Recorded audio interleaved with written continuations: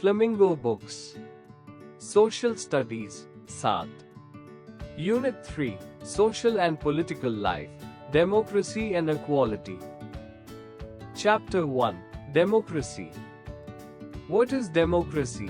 Democracy एक ऐसा system है जहां लोग अपने रिप्रेजेंटेटिव्स को वोट करके चुनते हैं। इसमें पावर डायरेक्टली या इनडायरेक्टली लोगों के हाथ में होती है। डेमोक्रेसी का मतलब होता है पीपल्स रूल, यानी जनता का राज। इस सिस्टम में सभी सिटीजन्स को इक्वल राइट्स मिलते हैं, जैसे वोटिंग, फ्रीडम ऑफ स्पीच और इक्वालिटी बिफोर लॉ। इंडिया एक लार्जेस्ट डेमोक्रेसी है जहां लोग हर 5 साल में इलेक्शंस के थ्रू अपनी गवर्नमेंट चूज करते हैं। डेमोक्रेसी में लोग अपने लीडर्स से सवाल कर सकते हैं और उन्हें बदल भी सकते हैं। ये सिस्टम फेयरनेस, फ्रीडम और जस्टिस को प्रमोट करता है। Kinds of democracy. डेमोक्रेसी के मेनली 2 काइंड्स होते हैं, डायरेक्ट डेमोक्रेसी और indirect representative democracy. Direct democracy में लोग डायरेक्टली अपने डिसीजंस लेते हैं, जैसे वोटिंग के थ्रू किसी लॉ या पॉलिसी पर। ये सिस्टम छोटी पॉपुलेशंस जैसे विलेजेस में इफेक्टिव होता है।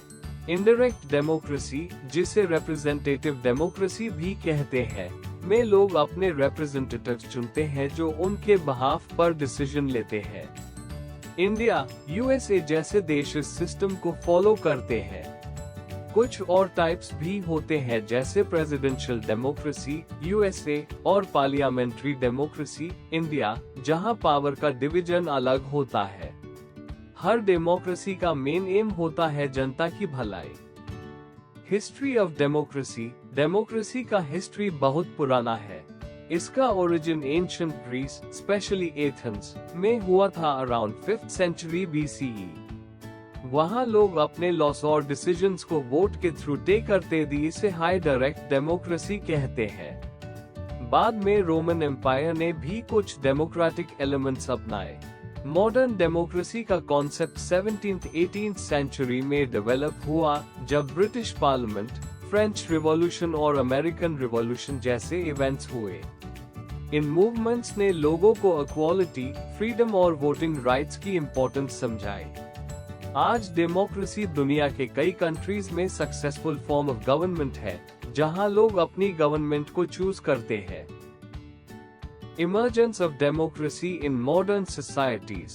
मॉडर्न सोसाइटीज में डेमोक्रेसी का इमर्जेंस तब हुआ जब लोगों ने मोनार्की, राजा महाराजा के रूल के अगेंस्ट आवाज उठानी शुरू की। 17th और 18th सेंचुरी में French revolution, American war of independence और ग्लोरियस रेवोल्यूशन इंग्लैंड ने डेमोक्रेसी को प्रमोट किया। लोग इक्वालिटी, लिबर्टी और वोटिंग राइट्स के लिए स्ट्रगल करने लगे। स्लोली किंग्स की पावर कम होने लगी और कॉन्स्टिट्यूशन और इलेक्टेड गवर्नमेंट्स का कॉन्सेप्ट आया। इंडस्ट्रियल रिवॉल्यूशन और एजुकेशन के स्प्रेड ने भी डेमोक्रेसी को स्ट्रांग बनाया। आज की मॉडर्न सोसाइटीज में डेमोक्रेसी एक सिस्टम है जहां लोग अपने राइट्स के साथ अपनी गवर्नमेंट भी चूज करते हैं। Systems of power in modern world. Modern world में पावर के अलग अलग सिस्टम्स हैं जो कंट्रीज की रूलिंग स्टाइल को डिफाइन करते हैं। सबसे कॉमन सिस्टम है डेमोक्रेसी, जहां लोग वोट करके अपनी गवर्नमेंट चूज करते हैं, जैसे इंडिया, यूएसए। दूसरा सिस्टम है मोनार्की, जहां किंग या क्वीन रूल करते हैं, जैसे सऊदी अरेबिया। डिक्टेटरशिप एक ऐसा सिस्टम होता है जहां सारी पावर एक लीडर के हाथ में होती है, जैसे नॉर्थ कोरिया। कम्युनिज्म में गवर्नमेंट सब कुछ कंट्रोल करती है और सब लोग इक्वल माने जाते हैं, जैसे चीन। हर सिस्टम का गोल होता है देश चलाना, लेकिन मेथड्स अलग होते हैं।